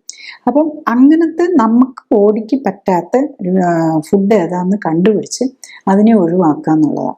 അതിനും ഇപ്പം നമ്മൾ പലതരം ടെസ്റ്റുകൾ, നമുക്ക് ഫുഡ് അലർജി ടെസ്റ്റ് ഉണ്ട്, ഫുഡ് ഇൻടോളറൻസ് ടെസ്റ്റ് ഉണ്ട്, പിന്നെ ഈ നമ്മുടെ കെമിക്കലുകളുടെ ഉപയോഗം, അതും നമ്മൾ കോസ്മെറ്റിക്സിൻ്റെ ഉപയോഗം, അതും നമ്മൾ പ്രത്യേകം ശ്രദ്ധിക്കേണ്ടതാണ്. ഇപ്പോൾ ഫാമിലിയിൽ ക്യാൻസർ ഉണ്ട്, അല്ലെങ്കിൽ ഏതെങ്കിലും ഓർഗന് ക്യാൻസർ വന്നിട്ടുണ്ട് എങ്കിലും നമ്മൾ ഈ ഡയർ ഡൈ ഒക്കെ ഉപയോഗിക്കുന്നത് ഇപ്പോൾ വളരെ കോമൺ ആണല്ലോ. അതുപോലെ ഈ ലേഡീസൊക്കെ ഉപയോഗിക്കുന്ന ഈ ലിപ്സ്റ്റിക്ക്, ഇതെല്ലാം നമ്മുടെ ക്യാൻസർ സാധ്യത വർദ്ധിപ്പിക്കും. പ്രത്യേകിച്ച് ഹെയർ ഡൈയും അതുപോലെ ഹെയർ സ്ട്രെയിറ്റ്നേഴ്സ് യൂസ് ചെയ്യുന്നത്. അപ്പോൾ ഇപ്പം US അത് ഒരു നമ്മളുടെ പല US മറ്റ് വെസ്റ്റേൺ കൺട്രീസിലും ഒക്കെ നമ്മളുടെ ഇവിടെ പല ഇന്ത്യൻ കമ്പനീസും ഉണ്ട്, കോസ്മെറ്റിക് കമ്പനി, ഈ ഹെയർ സ്ട്രെയിറ്റ്നേഴ്സും ഒക്കെ വിൽക്കുന്നവർക്ക് എല്ലാം എഗെയിൻസ്റ്റ് ആയിട്ട് ഇപ്പം പലതരം കേസുകൾ ഫയലിംഗ് വന്നിട്ടുള്ളതായിട്ട് കാണുന്നുണ്ട്. പ്രത്യേകിച്ച് ഇത് എൻഡോമെട്രിയൽ ക്യാൻസർ ഓറിയൻറ്റഡ്, അതായത് ഈ പുറത്തെ ഈ ആഫ്രിക്കൻ കൺട്രീസ് ഡാർക്ക് സ്കിന്നുള്ളവരുണ്ടല്ലോ, അവരുടെ ഈ സ്കിന്ന് വളരെ ചുരുണ്ട മുടിയാണല്ലോ, അവരെ ഫോക്കസ് ചെയ്ത് പലതരം ഹെയർ ഫോൾനെസ് ഉണ്ട്. അതുപോലെ നമ്മളുടെ മലയാളികൾക്കും അറിയാം, ഇപ്പം ഹെയർ സ്ട്രെയിറ്റ്നേഴ്സിൻ്റെ ഉപയോഗം വളരെ കൂടുതലാണ്. ഈ ഹെയർ സ്ട്രെയിറ്റ്നേഴ്സ് യൂസ് ചെയ്യുന്നവർക്ക് എൻഡോമെട്രിയൽ ക്യാൻസറിൻ്റെ സാധ്യത കൂടുന്നു. അതുപോലെ ബ്രസ്റ്റ് ക്യാൻസറിൻ്റെ സാധ്യതയും, ബ്ലാഡർ ക്യാൻസർ, ഹെയർ ഡൈ ഉപയോഗിക്കുന്നവർക്ക് ബ്ലാഡർ ക്യാൻസറും കിഡ്നി ക്യാൻസറും കൂടുന്നു എന്നുള്ളതാണ്. അപ്പം എല്ലാ കോസ്മെറ്റിക്സും നമുക്ക് കോസ്മെറ്റിക്സിനകത്ത് ബേസിക്കലി കെമിക്കൽസ് ആണ് വരുന്നത്. നമ്മുടെ ന്യൂട്രീഷൻ എന്ന് പറയുന്ന കാര്യമായിട്ടൊന്നുമില്ലല്ലോ. അതിൻ്റെ കൂടെ കുറേ കെമിക്കലിൻ്റെ കൂടെ ഇച്ചിരി വൈറ്റമിൻ സിയോ വൈറ്റമിൻ എയോ എല്ലാം ഉണ്ടാവും, വേറൊരു ന്യൂട്രീഷണൽ വാല്യൂം അതിനില്ല. അപ്പം അതെല്ലാം നമ്മളുടെ ബോഡിക്ക് ഹാംഫുൾ ആവുകയാണ് ചെയ്യുന്നത്. അത് നമ്മുടെ ക്യാൻസർ സാധ്യത വർദ്ധിപ്പിക്കും.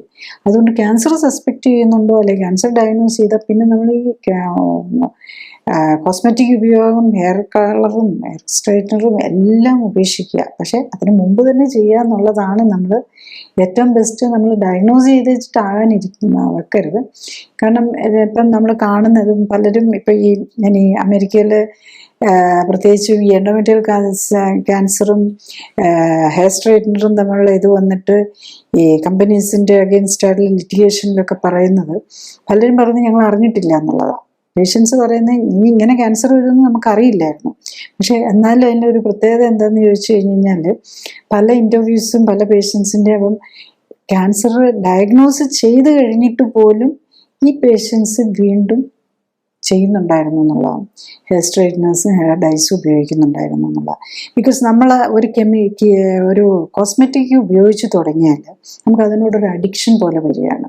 അപ്പോൾ വൺസ് ഹെയർ ഡൈ ഒക്കെ ഉപയോഗിച്ചവർക്ക് പിന്നെ അത് നിർത്താൻ പറ്റില്ല. കാരണം അതവർ അവരുടെ ആ ഇമേജ് അവർക്കത് ആക്സെപ്റ്റ് ചെയ്യാൻ പറ്റുന്നില്ല. അതുകൊണ്ട് നമ്മൾ ഈ കോസ്മെറ്റിക്സ് ഉപയോഗം, പണ്ടൊന്നും നമുക്ക് ഈ കോസ്മെറ്റിക്സിൻ്റെ ഒന്നും സൈഡ് എഫക്ട്സിനെ കുറിച്ച് അറിഞ്ഞുകൂടായിരുന്നു. ഇപ്പം ബേസിക്കലി നമ്മൾ ഒരു കാലത്ത് സ്മോക്കിംഗ് ഒരു സ്റ്റൈലായിട്ടും ഇഷ്ടംപോലെ ടൊബാക്കോ ഒക്കെ യൂസ് ചെയ്ത് കുറേ കാലം കഴിഞ്ഞപ്പോഴാണല്ലോ നമ്മളതും ക്യാൻസറും ലങ് ക്യാൻസറും ആയിട്ടുള്ള കണക്ഷൻ കണ്ടുപിടിച്ചത്. അതുപോലെ കോസ്മെറ്റിക്കും അതുകൊണ്ടുണ്ടാകുന്ന ക്യാൻസർ റിസ്കുകളും തമ്മിലുള്ള കണക്ഷൻസ് ഇപ്പം ലേറ്റസ്റ്റ് ആയിട്ടാണ് മനസ്സിലാക്കി വരുന്നത്. ഇപ്പം നമുക്കറിയാം 10-20 വർഷം പോലും ആയിട്ടില്ല ഈ ഹെയർ സ്ട്രൈറ്റ്നേഴ്സും ഹെയർ ഡൈയും ഒക്കെ ഇത്ര കോമൺ ആയിട്ട് ഉപയോഗിക്കാൻ തുടങ്ങിയിട്ട്. അപ്പം ഇപ്പം നമുക്ക് വെരി ക്ലിയർ ഐഡിയ ഉണ്ട്, ഇങ്ങനത്തെ സാധനങ്ങൾ ക്യാൻസർ ഉണ്ടാക്കും. അത് ഉപയോഗിച്ച് തുടങ്ങാതിരിക്കാൻ തന്നെ ശ്രദ്ധിക്കുക. ഈവൻ കൊച്ചു കുട്ടികൾ പോലും ഇപ്പം ലിപ്സ്റ്റിക്കും പല രീതിയിലുള്ള കോസ്മെറ്റിക്സുമാണ് ഉപയോഗിക്കുന്നത്. അത് ഒഴിവാക്കാൻ നോക്കുക. ഇതൊക്കെയാണ് നമ്മൾ ലൈഫ് സ്റ്റൈലിൽ ചേഞ്ച് ചെയ്യാൻ നോക്കേണ്ട കാര്യങ്ങൾ. നെക്സ്റ്റ് നമ്മൾ ശ്രദ്ധിക്കേണ്ട കാര്യം എന്താണെന്ന് വെച്ചാൽ, ക്യാൻസർ സസ്പെക്റ്റ് ചെയ്യുകയോ അല്ലെങ്കിൽ ക്യാൻസർ ഉണ്ടെന്ന് കണ്ടുപിടിക്കുകയോ ചെയ്തു കഴിഞ്ഞാൽ ആദ്യം നമ്മൾ മറ്റുള്ള ജീവിതശൈലി രോഗങ്ങൾ, അതിനായിട്ട് കഴിക്കുന്ന മരുന്നുകളിൽ നിന്ന് മോചനം നേടാനും കൂടെയാണ് നമ്മൾ നോക്കേണ്ടത്. ഇപ്പം നമ്മൾ ഏറ്റവും കൂടുതൽ, പ്രത്യേകിച്ച് ഏറ്റവും പ്രധാനം ഡയബറ്റീസും ഹൈപ്പർ ടെൻഷൻ, ഇതിനൊക്കെ മരുന്ന് കഴിക്കുന്നവരായിരിക്കും മിക്കവാറും ക്യാൻസറും വരുന്നത്. അപ്പോൾ ശരിക്കും ഡയബറ്റീസും ഹൈപ്പർ ടെൻഷനും ഒക്കെ 100% നമുക്ക് മരുന്നില്ലാതെ മാറ്റാൻ പറ്റുന്നതേ ഉള്ളൂ. അപ്പം അത് പലപ്പോഴും മരുന്നെടുത്ത് ഇൻസുലിനൊക്കെ എടുത്തുകൊണ്ടിരിക്കുന്നവർക്ക് പെട്ടെന്ന് സെൽഫായിട്ട്, ഇപ്പം വലിയ പ്രശ്നങ്ങളൊന്നും ഇല്ലാത്തവർക്കാണെങ്കിലും സെൽഫ് മാനേജ് ചെയ്യാൻ പറ്റുള്ളൂ. പിന്നെ നമ്മൾ ക്യാൻസർ എന്നൊക്കെ കണ്ടു കഴിഞ്ഞാൽ നമ്മൾ തന്നെ തളരും, സ്വയം ഒരു സംശയമൊക്കെ വന്നു കഴിഞ്ഞാൽ. അങ്ങനെ വരുമ്പോഴാണ് clinically supported life style correction ആവശ്യമായിട്ട് വരുന്നത്. അപ്പം നമ്മൾ ഒരു മെഡിക്കൽ സപ്പോർട്ടും കൂടി എടുക്കുക എന്നുള്ളതാണ്. ഈ ക്ലിനിക്കലി സപ്പോർട്ടഡ് ലൈഫ് സ്റ്റൈൽ കറക്ഷനിൽ എക്സ്പെർട്ട്, അല്ലെങ്കിൽ അത് മാത്രം ചെയ്യും, അതിൽ ഇൻട്രസ്റ്റും അതിൽ ചെയ്യുന്ന ഡോക്ടേഴ്സിൻ്റെ ഹെൽപ്പോടുകൂടി ലൈഫ് സ്റ്റൈല് കറക്റ്റ് ചെയ്യാൻ നോക്കുക. പിന്നെ നമ്മൾ ട്യൂമർ മാർക്കേഴ്സ് നോക്കാമല്ലോ. അപ്പം നമ്മൾ എന്തെങ്കിലും ഒരു ഇച്ചിരി ക്യാൻസറിൻ്റെ ഒരു ഡൗട്ട് ഉണ്ടെന്ന് തോന്നിക്കഴിഞ്ഞ് കഴിഞ്ഞാൽ നമ്മൾ ട്യൂമർ മാർക്കേഴ്സ് നോക്കുക, അല്ലെങ്കിൽ സ്കാനിങ് നോക്കുക. അത് കഴിഞ്ഞിട്ട് നമുക്ക് അതിൻ്റെ ചേഞ്ച് നമ്മൾ ഈ clinically supported life style correction വളരെ ഫാസ്റ്റായിട്ട് തന്നെ അതിൻ്റെ ചേഞ്ചും കാണാൻ പറ്റും എന്നുള്ളതാണ്. അപ്പോൾ അത് നോക്കിയാൽ മതി. ഇപ്പോൾ നമ്മളൊരു ഓർഗൻ നമ്മൾ എടുത്തു കളയാൻ എളുപ്പം, അത് തിരിച്ചു വയ്ക്കാൻ പറ്റില്ല. ഏതെടുത്ത് കളഞ്ഞു കഴിഞ്ഞാലും ഇപ്പോൾ ഒരു ഹോർമോൺ ഗ്രന്ഥിയാണെങ്കിൽ അതിൻ്റെ റീപ്ലേസ്മെൻറ്റ് കഴിച്ചുകൊണ്ടിരിക്കണം. തൈറോയിഡിന് വേണ്ടിയിട്ട്, ക്യാൻസറിന് വേണ്ടിയിട്ട് പല പേഷ്യൻസും കാണാം. തൈറോയിഡിന് വേണ്ടിയിട്ട് തൈറോയിഡ് എടുത്ത് കളഞ്ഞു, അത് കഴിഞ്ഞ് വെച്ചിട്ട് ക്യാൻസർ സസ്പിഷൻ കാരണം റേഡിയോയിഡിൻ ട്രീറ്റ്മെൻറ്റ് എടുത്തു. കുറച്ച് നാൾ കഴിഞ്ഞ് കഴിയുമ്പോൾ അവർക്ക് സ്കിൻ ക്യാൻസറോ അല്ലെങ്കിൽ ടങ്ങിന് ക്യാൻസർ, എന്നിട്ട് പിന്നെ ടങ്ങിൻ്റെ ഒരു ഭാഗം എടുത്ത് കളഞ്ഞ്, അല്ലെങ്കിൽ ത്രോട്ട് ക്യാൻസർ, അവിടെ ത്രോട്ട് ക്യാൻസർ വന്ന് അതിന് വേണ്ടിയിട്ട് റേഡിയേഷൻ എടുത്തു. അപ്പം ആകെ അവരുടെ ഒരു ലൈഫ് അങ്ങ് ക്വാളിറ്റി ഓഫ് ലൈഫ് പോവുകയാണ് ചെയ്യുന്നത്. അപ്പോൾ അത് ഒഴിവാക്കി നമ്മൾ ജീവിതശൈലിയാണ് ഇതിൻ്റെ കാര്യം എന്ന് മനസ്സിലാക്കി അത് വരാതിരിക്കാൻ നോക്കുക. വന്നു കഴിഞ്ഞ് കഴിഞ്ഞാൽ തന്നെ ഇമ്മീഡിയറ്റ്ലി നമ്മൾ ഡിസ്ട്രക്റ്റീവ് ട്രീറ്റ്മെൻറ്റും ഓപ്പറേഷൻസും മെഡിസിനിലേക്ക് പോകാതെ നമ്മൾ കറക്റ്റായിട്ട് ലൈഫ് സ്റ്റൈല് കറക്റ്റ് ചെയ്തുകൊണ്ട് എങ്ങനെ അതിനെ കറക്റ്റ് ചെയ്യാൻ പറ്റുന്നുണ്ടോ എന്ന് നമ്മൾ ഇന്നത്തെ ടെസ്റ്റുകൾ വെച്ച് അതിൻ്റെ റിസൾട്ട് അസസ് ചെയ്യുക എന്നുള്ളതാണ് വേണ്ടത്. ചുരുക്കി പറഞ്ഞാൽ ക്യാൻസർ രോഗികളുടെ എണ്ണം കൂടി വരികയാണ്. ഒപ്പം തന്നെ ക്യാൻസർ ചികിത്സയുടെ ചെലവും ചികിത്സാ രീതികളുടെ എണ്ണവും കോംപ്ലിക്കേഷനുകളും കൂടി വരുന്നു. ഓപ്പറേഷനും കീമോതെറാപ്പിയും റേഡിയേഷനും എന്താണ് ലക്ഷ്യമിടുന്നത്? രോഗം മാറാനുള്ള സാധ്യത എത്രയാണ്? വീണ്ടും വരാനുള്ള സാധ്യതയുണ്ടോ? ഓപ്പറേഷൻ സമയത്തും അതിനുശേഷവും ഉണ്ടാകാവുന്ന അപകട സാധ്യതകളും പാർശ്വഫലങ്ങളും എന്തൊക്കെ തുടങ്ങിയ കാര്യങ്ങൾ രോഗികളും ബന്ധുക്കളും മനസ്സിലാക്കാൻ ശ്രമിക്കണം. ഇൻഷുറൻസ് പരിരക്ഷ ഉള്ളവരാണ് കൂടുതലും. ഓപ്പറേഷനായി പണം ചെലവാക്കേണ്ടി വരുന്നില്ല. അതിനാൽ ശസ്ത്രക്രിയകളെ വളരെ ലാഘവത്തോടെ കാണുന്ന രീതി കൂടി വരികയാണ്. അനസ്തീസിയ സംബന്ധമായും ഓപ്പറേഷൻ സംബന്ധമായും അതിനുശേഷവും ഉണ്ടാകാവുന്ന അപകട സാധ്യതകൾ വളരെ ചെറുതാണെങ്കിലും മരണത്തിന് പോലും ഉള്ള സാധ്യത ഉണ്ടാക്കും എന്ന യാഥാർത്ഥ്യം മനസ്സിലാക്കണം. ചികിത്സയ്ക്കായി പ്രത്യേകിച്ചും ഓപ്പറേഷന് മുമ്പായി നൽകുന്ന ഒട്ടുമിക്ക സമ്മതപത്രത്തിലും മരണം വരെ സംഭവിക്കാൻ സാധ്യതയുണ്ട് എന്നെഴുതിയിട്ടുണ്ടാകും. രോഗിയും ബന്ധുക്കളും ഓപ്പറേഷന് മുമ്പായി നൽകേണ്ട സമ്മതപത്രം ഓപ്പറേഷൻ ദിവസമല്ല വായിക്കേണ്ടത്, മറിച്ച് ചികിത്സയ്ക്ക് ഓപ്പറേഷന് വിധേയമാകാൻ തീരുമാനിക്കുന്നതിനും തീയതി ഫിക്സ് ചെയ്യുന്നതിനും മുൻപ് ഒപ്പുവയ്ക്കേണ്ട സമ്മതപത്രം വായിച്ചു നോക്കി മനസ്സിലാക്കണം. ജീവിതശൈലി രോഗങ്ങൾ, പ്രത്യേകിച്ച് പ്രഷറും പ്രമേഹവും ഹൃദ്രോഗവും ഉള്ളവർക്ക് അനസ്തീസിയയുടെയും ശസ്ത്രക്രിയ സംബന്ധമായും ഉള്ള അപകട സാധ്യതകളും പാർശ്വഫലങ്ങളും കൂടുതലാണ് എന്നതും അറിയണം. രോഗങ്ങൾ തുടക്കത്തിൽ കണ്ടെത്തുകയും അമിതവണ്ണമുണ്ടെങ്കിൽ കുറയ്ക്കാൻ ശ്രമിക്കുകയും മെറ്റബോളിസത്തിലെയും ഇമ്മ്യൂണിറ്റിയിലെയും അപാകതകൾ കണ്ടെത്തി പരിഹരിക്കാൻ ശ്രമിക്കുകയുമാണ് വേണ്ടത്. ഞാൻ ഈ പറഞ്ഞ കാര്യങ്ങൾ ശ്രദ്ധിച്ചു കേൾക്കാനും മനസ്സിലാക്കാനും കഴിഞ്ഞാൽ ഇത്തരം ജീവിതശൈലി രോഗങ്ങളുടെ കാരണം മനസ്സിലാക്കി അവയെ പ്രതിരോധിക്കാനും ഒരിക്കൽ വന്ന് നേരത്തെ കണ്ടെത്താനും ജീവിതശൈലിയിൽ വേണ്ട മാറ്റങ്ങൾ വരുത്തി അതിൽ നിന്ന് മോചനം നേടാനും സഹായകമാവും. മരുന്നോ ഓപ്പറേഷനോ കൊണ്ട് ഇത്തരം ജീവിതശൈലി രോഗങ്ങൾ മാറ്റാനാകില്ല. കാരണം മരുന്നിൻ്റെയോ ഓപ്പറേഷൻ്റെയോ കുറവുകൊണ്ടല്ല ഇത്തരം രോഗങ്ങൾ ഉണ്ടാകുന്നത്, മറിച്ച് ജീവിതശൈലിയിലെ അപാകതകൾ കൊണ്ടാണ്. അതിനാൽ ജീവിതശൈലി ക്രമീകരിക്കുന്നതിലൂടെ മാത്രമേ ഇത്തരം ജീവിതശൈലി രോഗങ്ങളെ പ്രതിരോധിക്കാനും ഒരിക്കൽ വന്നാൽ അതിൽ നിന്ന് മോചനം നേടാനും സാധിക്കും. അടുത്തത് ആരോഗ്യ കാര്യങ്ങളെക്കുറിച്ച് സംസാരിക്കുന്ന വ്യക്തിയുടെ ശാസ്ത്രീയ അടിത്തറ വിലയിരുത്തേണ്ടതുണ്ട് എന്നതാണ്. ഞാൻ ഡോക്ടർ ജോളി തോംസൺ 1981 ബാച്ചിൽ കോട്ടയം മെഡിക്കൽ കോളേജിൽ നിന്നും MBBS-ഉം തുടർന്ന് തിരുവനന്തപുരം മെഡിക്കൽ കോളേജിൽ നിന്നും MD-യും റീപ്രൊഡക്റ്റീവ് മെഡിസിനിലും സർജറിയിലും സ്പെഷ്യൽ ട്രെയിനിങ്ങുകൾക്കും ശേഷം ഗവൺമെൻറ് സർവീസിൽ ചേർന്നു. 97-ൽ റിസൈൻ ചെയ്ത ശേഷം എറണാകുളത്ത് തേവരയിൽ ലൈഫ് കെയർ സെൻ്ററിൽ മരുന്നുകളും ശസ്ത്രക്രിയകളും ഒഴിവാക്കി ക്ലിനിക്കൽ സപ്പോർട്ടോടെയുള്ള ജീവിതശൈലി ക്രമീകരണത്തിലൂടെ ജീവിതശൈലിയുമായി ബന്ധപ്പെട്ട രോഗങ്ങൾ തടയുന്നതിനും ചികിത്സിച്ചു മാറ്റുന്നതിനും ഊന്നൽ നൽകുന്നു. മോഡേൺ മെഡിസിനിൽ ഉപയോഗിക്കുന്ന മരുന്നുകളും ഓപ്പറേഷനുകളും ഫിസിയോതെറാപ്പിയും ഇമ്മ്യൂണിറ്റിയെ എങ്ങനെ സ്വാധീനിക്കുന്നു എന്നതിനെക്കുറിച്ച് പഠനങ്ങൾ നടത്തി. ഈ പഠനങ്ങളുടെ വെളിച്ചത്തിൽ ഇമ്മ്യൂണിറ്റിയെ ഉത്തേജിപ്പിക്കാനുള്ള പോഷക മിശ്രിതങ്ങളും ഓക്സിഫ്ലെക്സ് എന്ന പ്രത്യേക വ്യായാമ രീതിയും ഡെവലപ്പ് ചെയ്തു. ഈ പോഷക മിശ്രിതങ്ങളുടെയും ഓക്സിഫ്ലെക്സ് വ്യായാമത്തിൻ്റെയും സഹായത്തോടെ കോശങ്ങളെ ശാക്തീകരിച്ച് രോഗമുക്തിയെ സഹായിക്കാനും ആരോഗ്യം ഉത്തമമാക്കാനും നിലനിർത്താനും സഹായിക്കുന്ന സെൽ ആക്ടിവേഷൻ എന്ന നൂതന ചികിത്സാ രീതിയും ഡെവലപ്പ് ചെയ്തു. അടുത്തതായി എന്താണ് ക്ലിനിക്കലി സൂപ്പർവൈസ്ഡ് ആൻഡ് സപ്പോർട്ടഡ് ജീവിതശൈലി ക്രമീകരണം എന്നതാണ്.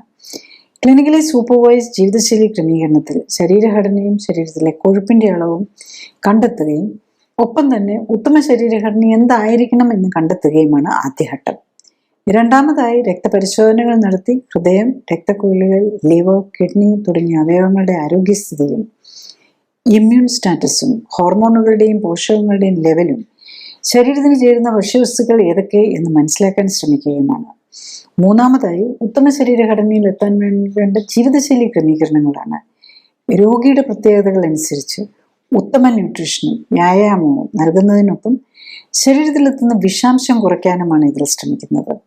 ശരീരകോശങ്ങൾക്ക് പ്രവർത്തിക്കാൻ ഉത്തമമായ സാഹചര്യം ഒരുക്കുന്നതിലൂടെ ജീവനാധാരമായ മെറ്റബോളിക് അഥവാ രാസപ്രവർത്തനങ്ങളുടെ സമതുലിതാവസ്ഥ വീണ്ടെടുക്കുകയും നിലനിർത്തുകയുമാണ് ലക്ഷ്യം.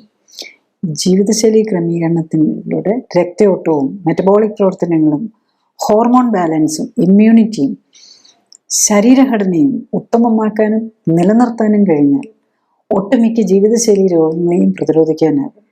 മാത്രമല്ല, വർഷങ്ങളായി മരുന്ന് കഴിക്കുന്നവർക്ക് പോലും രോഗം മൂർച്ഛിച്ച് അവയവങ്ങൾ തീരെ നശിക്കുന്നതിന് മുൻപെങ്കിലും കേടായ ശരീരകോശങ്ങളുടെ പുനർനിർമ്മിതിക്ക് ആവശ്യമായ പോഷകങ്ങൾ നൽകാനും വിഷാംശം ശരീരത്തിലെത്തുന്നത് തടയാനും ശരീരകോശങ്ങളെ എല്ലാം ഉത്തേജിപ്പിക്കാൻ ഉതകുന്ന വ്യായാമത്തിലൂടെ എല്ലാ ശരീരകോശങ്ങൾക്കും വേണ്ട രക്തയോട്ടം ലഭിക്കുന്നു എന്ന് ഉറപ്പാക്കാനും വേണ്ട ജീവിതശൈലി ക്രമീകരണത്തിന് തയ്യാറായാൽ പ്രമേഹവും പ്രഷറും ഹൃദ്രോഗവും അലർജിയും ആസ്മയും ആർത്രൈറ്റിസും ക്യാൻസറും പോലുള്ള ഒട്ടുമിക്ക ജീവിതശൈലി രോഗങ്ങളിൽ നിന്നും അവയ്ക്കായി കഴിക്കുന്ന മരുന്നുകളിൽ നിന്നും വേണ്ടിവരാവുന്ന ഓപ്പറേഷനുകളിൽ നിന്നും ഒക്കെ മോചനം നേടാനും കഴിയുന്നതേ ഉള്ളൂ.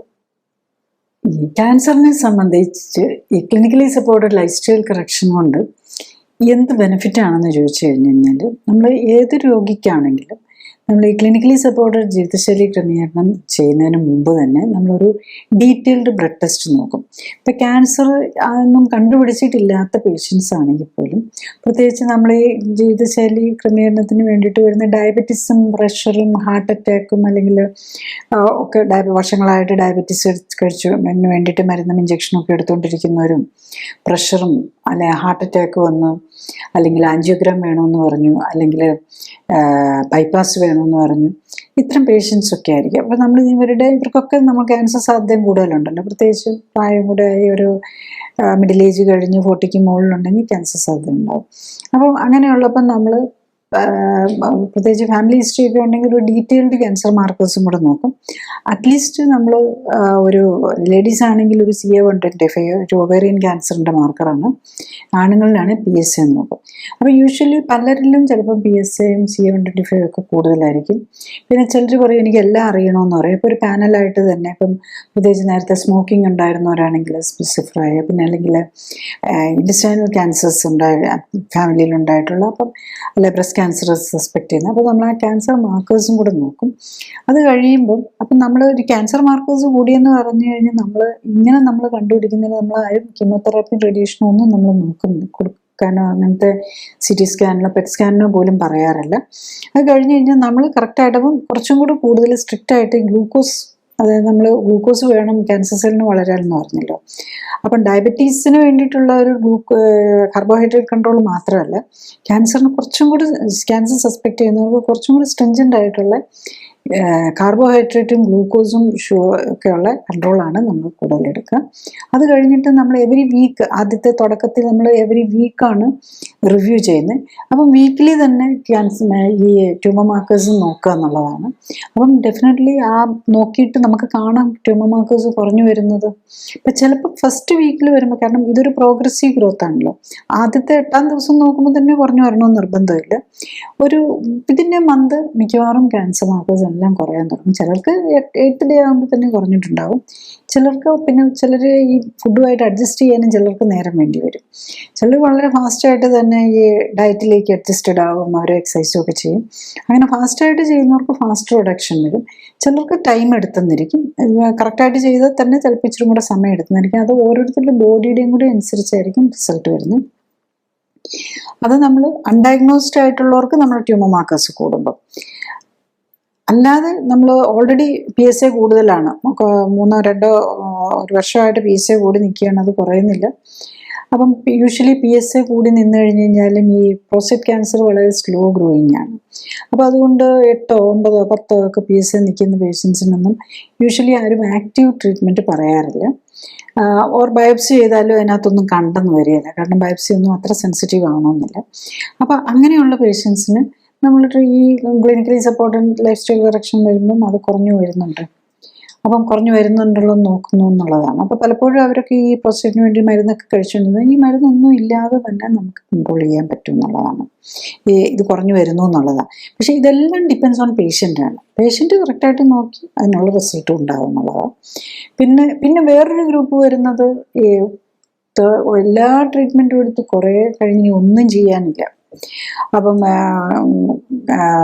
യൂട്രൈൻ ക്യാൻസറിൻ്റെ സെക്കൻഡറീസ് വന്ന് മൾട്ടിപ്പിൾ ടൈംസ് സർജറി ചെയ്തു, മൾട്ടിപ്പിൾ കീമോതെറാപ്പി എടുത്തു, റേഡിയേഷൻ എടുത്തു, ഇനി ഒന്നും ചെയ്യാനില്ലാത്തൊരു നിലയിൽ ബ്ലീഡിങ്ങും ഒക്കെ ആയിട്ട് വരുന്ന പേഷ്യൻസ് ഉണ്ട്. അവർക്കും നമ്മൾ ഈ ഇത് തുടങ്ങുമ്പോൾ തന്നെ യൂഷ്വലി ഇതിൻ്റെ മന്ത് അവരുടെ സിംറ്റംസിനെല്ലാം ആശ്വാസം വരും. ഞാൻ ഈ നേരത്തെ പറഞ്ഞ പോലെ തന്നെ ഈ പേഷ്യൻസ് എല്ലാം ഡയബറ്റിക്കും ഹൈപ്പർ ടെൻഷനും ഓൾറെഡി കിഡ്നിയും ഒക്കെ ഈ കീമോതെറാപ്പി എല്ലാം കൊണ്ട് കിഡ്നിയും ഒക്കെ അഫക്റ്റഡ് ആയിരിക്കും. പക്ഷേ ഇവരുടെ എല്ലാം പടിപടിയായിട്ട് കൂടി വരുന്നത് കാണാം. അപ്പോൾ ആദ്യം തന്നെ നമ്മൾ ഈ ഷുഗർ ഒന്ന് കൺട്രോൾ ആക്കിയാൽ തന്നെ ക്യാൻസറിൻ്റെ സ്പ്രെഡും ക്യാൻസർ പ്രോഗ്രസ് കുറയും. ഷുഗർ മരുന്നില്ലാതെ കൺട്രോൾ ആക്കുക, പ്രഷർ മരുന്നില്ലാതെ കൺട്രോൾ ആക്കുക. അപ്പോൾ അതൊക്കെ ഇതിൻ്റെ മന്ത് മിക്കവാറും ഈ മരുന്നുകളെല്ലാം കുറച്ചുകൊണ്ട് വന്ന് നിർത്താനും പേഷ്യൻ്റ് സിംറ്റമാറ്റിക്കലി ബെറ്റർ ആകുന്നതുമായിട്ടാണ് കാണുന്നത്. അപ്പം ബേസിക്കലി ഇതിൽ എന്താ കൊടുക്കുക എന്ന് വെച്ചാൽ സ്പെഷ്യൽ ഫുഡ് അവർക്ക് പറ്റിയ അവരുടെ രീതിയിലുള്ള അവരുടെ ബോഡിക്ക് ചേരുന്ന ഫുഡ് കൊടുക്കുക, അങ്ങനെ മെറ്റബോളിസം കറക്റ്റ് ചെയ്യുക, ഇമ്മ്യൂണിറ്റി കറക്റ്റ് ചെയ്യുക, ഹോർമോൺ ബാലൻസ് കറക്റ്റ് ചെയ്യുക, ബോഡി കോമ്പോസിഷൻ കറക്റ്റ് ചെയ്യുക. അതായത് ഓവർ വെയിറ്റ് ഉള്ളവരുടെ ബോഡിയിൽ എക്സസ് ഫാറ്റ് ഉണ്ടെങ്കിൽ ഈ ഫാറ്റാണ് ഒരു ടോക്സിനായിട്ട് വർക്ക് ചെയ്യുന്നത്. ഫാറ്റാണ് ഇൻഫ്ലമേഷൻ ഉണ്ടാക്കുന്നത്. അപ്പം ഈ ഫാറ്റിൽ പ്രത്യേകിച്ച് ഒമേഗ-6 കൂടുതലുള്ള ഫാറ്റ്, ഈ ഒമേഗ-6 ഒക്കെ ബേൺ ഔട്ട് ചെയ്യണമെങ്കിൽ എക്സസൈസ് ചെയ്തേ പറ്റുള്ളൂ, കാർബോഹൈഡ്രേറ്റിൻ്റെ ഇൻടേക്ക് കുറച്ചേ പറ്റുള്ളൂ, ഫാറ്റിൻ്റെ ഇൻടേക്ക് കുറച്ചേ പറ്റുള്ളൂ. ആ രീതിയിലാണ് നമ്മളിതിൽ മാനേജ് ചെയ്യുന്നത്. അപ്പോൾ അതിനുള്ള ഒരു ഇൻട്രസ്റ്റ് പേഷ്യൻറ്റും കൂടെ കാര്യം മനസ്സിലാക്കണം, കാരണം ഇതൊക്കെ എങ്ങനെ വർക്ക് ചെയ്യുന്നു എന്നുള്ള പ്രിൻസിപ്പിൾസും കൂടെ. അതുകൊണ്ടാണ് ഞാൻ ഇത്ര ഡീറ്റെയിൽ ആയിട്ട് ഇത് പറയുന്നത്. അങ്ങനെ നമുക്കൊരു അവബോധം ഉണ്ടെങ്കിൽ ഉള്ളവർക്ക് മാത്രമേ അത് മനസ്സിലാക്കാനും അതിനെക്കുറിച്ച് അതെങ്ങനെയാണ് നമ്മുടെ ബോഡിയിൽ വർക്ക് ചെയ്യുന്നതെന്ന് മനസ്സിലാക്കാൻ ശ്രമിക്കുന്നവർക്ക് ഇത് ഈസി ആയിട്ട് ഫോളോ ചെയ്യാനും പറ്റുന്നുണ്ടെന്നുള്ളതാണ്. നമ്മൾ ഇതിനകത്ത് ഈ clinically supported life style correction കാണുന്ന ഒരു മേജർ പ്രോബ്ലം എന്താണെന്ന് ചോദിച്ചാൽ, പ്രത്യേകിച്ച് ഈ ലേറ്റ് സ്റ്റേജ്, ഫോർത്ത് സ്റ്റേജ്, വേറൊന്നും ചെയ്യാനില്ലാത്ത പേഷ്യൻസൊക്കെ നമ്മൾ ഈ ലൈഫ് സ്റ്റൈൽ കറക്ഷനൊക്കെ ചെയ്ത് കഴിയുമ്പോഴേക്കും അവർക്ക് ഫാസ്റ്റ് റിലീഫ് കിട്ടും, അവരുടെ സിംറ്റംസ് എല്ലാം ഇതാകും. പക്ഷെ അത് കഴിയുമ്പം അവർ ഈ കാർബോഹൈഡ്രേറ്റ് ഒക്കെ എടുത്ത് കഴിക്കാൻ തുടങ്ങും. ചോറ്, നമ്മുടെ മലയാളിക്ക് ചോറ് ഒരു രക്ഷയില്ല. അവർ ഒരു എന്തെങ്കിലും സദ്യക്ക് പോയി ചോറൊക്കെ എടുത്ത് കഴിച്ചു കഴിഞ്ഞ് കഴിഞ്ഞാൽ ചിലപ്പോൾ എല്ലാം ഈ ട്യൂമർ മാർക്കറൊക്കെ CA-125 ഒക്കെ കുറഞ്ഞു വന്നു ഇരിക്കുമ്പോൾ ഇങ്ങനെയുള്ള എന്തെങ്കിലും സാധനങ്ങൾ എടുത്ത് കഴിക്കുക, അല്ലെങ്കിൽ വേറെ എന്തെങ്കിലും ടോക്സിക് ഈ പുറത്തുനിന്നുള്ള ഫുഡിൽ പല കെമിക്കൽസും ഒക്കെയാണല്ലോ വരുന്നത്. അങ്ങനെ വരുമ്പോൾ അത് വീണ്ടും കൂടാനുള്ള സാധ്യത വരും. അതുപോലെ തന്നെ വെയിറ്റ് കുറഞ്ഞു കഴിയുമ്പോഴേക്കും ആൾക്കാർ പറയും, നാട്ടുകാരൊക്കെ പറയാൻ തുടങ്ങും, അയ്യോ ക്ഷീണിച്ചു പോയി എന്നൊക്കെ പറയാൻ തുടങ്ങുന്നതോടെ ഇവർ വെയിറ്റ് കുറയ്ക്കാനുള്ള ഇൻട്രസ്റ്റ് പറയും. കാരണം നമ്മുടെ ബോഡിയിൽ കെട്ടിക്കിടക്കുന്ന ടോക്സിൻസ് എല്ലാം പോകണമല്ലോ, അത് പോകാതെ പിന്നെ ഉഴപ്പാനും തുടങ്ങുന്നതോടുകൂടി ചിലപ്പോൾ തിരിച്ചു വരാനുള്ളൊരു സാധ്യത വരും. അതാണ് ഇതിനകത്ത് പലപ്പോഴും മെയിൻറ്റെയിൻ ചെയ്യാനായിട്ടുള്ള ഒരു മടി, പ്രത്യേകിച്ച് നമ്മുടെ ആ വേദനയും ബുദ്ധിമുട്ടും അസ്വസ്ഥതയും എല്ലാം പോയി കഴിയുമ്പോഴേക്കും ആൾക്കാർ മടി കാണിക്കും. അപ്പം ചിലപ്പം തിരിച്ചു വരാനുള്ള സാധ്യത വരും. അതുപോലെ തന്നെ ഷുഗർ, ഡയബറ്റീസ് ആണെങ്കിലും ഷുഗർ പിന്നെയും നമ്മൾ വിതിൻ 24 to 48 hours കറക്റ്റായിട്ട് നോക്കുന്ന ഒരു പേഷ്യൻറ്റിന് എല്ലാ ഡയബറ്റിക് മെഡിസിൻസ് നിർത്തിയാലും ഷുഗർ കൺട്രോൾ ആയിട്ട് നിൽക്കാൻ പറ്റും എന്നുള്ളതാണ്. അപ്പം നമ്മൾ HbA1c സാധാരണ നിലയിൽ 5.2, സാധാരണ ഒരു വെറും ഡയബറ്റിക് പേഷ്യൻ്റാണ് 5.5 കൊണ്ടുവരാനാണ് പറയുന്നത് HbA1c. പക്ഷേ ക്യാൻസർ പേഷ്യൻസിനാണ് അത് അറൗണ്ട് 5 കൊണ്ടുവരാനാണ് നമ്മൾ പറയുക. കാരണം അത്ര നമ്മൾ ഗ്ലൂക്കോസിൻ്റെ ഇൻടേക്ക് നമ്മൾ കുറയ്ക്കണം എന്നുള്ളതാണ്. അപ്പം ഇത് നോക്കുകയാണെങ്കിൽ ഈവൻ 4th സ്റ്റേജ് ക്യാൻസർ ആയിട്ടുള്ള പേഷ്യൻസിന് പോലും വെരി ഗുഡ് റിസൾട്ടാണ് കിട്ടുന്നത്. അതും നമുക്ക് ഒത്തിരി കീമോതെറാപ്പിയൊക്കെ എടുത്ത് റേഡിയേഷനൊക്കെ എടുത്ത് വന്നവർക്ക് അതെല്ലാം കഴിഞ്ഞിട്ട് പിന്നെ പലപ്പോഴും ഡെത്തിലേക്ക് പോകുന്നത് എപ്പോഴായിരിക്കും എന്ന് ചോദിച്ചു കഴിഞ്ഞാൽ ക്യാൻസർ കൊണ്ടല്ല, നാം ശരിക്കും റീസണബിളി എങ്കിലും ഫോളോ ചെയ്യുന്ന ഒരു ക്യാൻസർ പേഷ്യൻ്റ് 4 സ്റ്റേജ് ആണെങ്കിലും അവർ ഒത്തിരി ട്രീറ്റ്മെൻ്റ് ഒക്കെ എടുത്തിട്ട് വന്നവർ മിക്കവാറും ഈ ബ്ലഡ് കുറഞ്ഞു പോയി, ഹീമോഗ്ലോബിൻ കുറഞ്ഞു പോയി, അങ്ങനെ ബോൺ മാരോ ഡിപ്രഷൻ കൊണ്ടാണ് പലർക്കും ഡെത്തിലേക്ക് പോകുന്നത് എന്നുള്ളതാണ്. ലൈഫ് സ്റ്റൈൽ കറക്ഷനിലേക്ക്, ഈ clinically supported life style correction start ചെയ്ത പേഷ്യൻസ് ഒരു ക്യാൻസർ കൂടി മരിക്കാൻ കാരണമാകുന്നത് ഈ ഒരു കാരണം കൊണ്ടാണ്. ബോൺ മാരോ ഡിപ്രഷൻ വന്ന ഇൻഫെക്ഷനോ അല്ലെങ്കിൽ പല പ്രാവശ്യം ഇങ്ങനെ കൗണ്ടൊക്കെ കുറഞ്ഞു പോയിട്ട് ബ്ലഡ് HB കുറഞ്ഞു പോയിട്ട് റിപ്പീറ്റഡ് ബ്ലഡ് ട്രാൻസ്ഫ്യൂഷനിലൊക്കെ കഴിയേണ്ടി വന്നു, അങ്ങനെയാണെന്നുള്ളത്. ഇറ്റ് ഈസ് നോ ബേസിക്കലി ക്യാൻസറിൻ്റെ പ്രോഗ്രഷൻ കൊണ്ടല്ല അവർ മരണത്തിലേക്ക് പോകുന്നതെന്നുള്ളതാണ് കാണുന്നത്. ക്ലിനിക്കലി സപ്പോർട്ടഡ് ജീവിതശൈലി ക്രമീകരണത്തിൽ രോഗലക്ഷണങ്ങളെ അല്ല ഫോക്കസ് ചെയ്യുന്നത്, അതിൻ്റെ അടിസ്ഥാന കാരണമായ ശരീരഘടനയിലെയും ഹോർമോൺ ബാലൻസിലെയും ഇമ്മ്യൂണിറ്റിയിലെയും വ്യതിയാനങ്ങളെയും അവയ്ക്ക് കാരണമായ ജീവിതശൈലിയിലെ അപാകതകൾ പരിഹരിക്കാനുമാണ്. അതുകൊണ്ടാണ് ഏത് പ്രായത്തിലുള്ള ആൾക്കും ഒരേ സമയം വ്യത്യസ്ത രോഗങ്ങൾക്കും രോഗലക്ഷണങ്ങൾക്കും അസ്വസ്ഥതകൾക്കും ആശ്വാസം ലഭിക്കുന്നത്. രോഗമുക്തിക്ക് ആധാരം ഇമ്മ്യൂൺ സിസ്റ്റമാണ്. ഇമ്മ്യൂൺ സിസ്റ്റത്തിന് ഉത്തമമായി പ്രവർത്തിക്കാനുള്ള അവസരമൊരുക്കുകയും അതിലൂടെ ശരീരത്തിൻ്റെ സെൽഫ് ഹീലിംഗ് പവറിനെ ഉത്തേജിപ്പിക്കുകയുമാണ് വേണ്ടത്. സ്വയം ജീവിതശൈലി ക്രമീകരിച്ച് ആരോഗ്യം ഉത്തമമാക്കി നിലനിർത്താനാണ് എല്ലാവരും ശ്രമിക്കേണ്ടത്.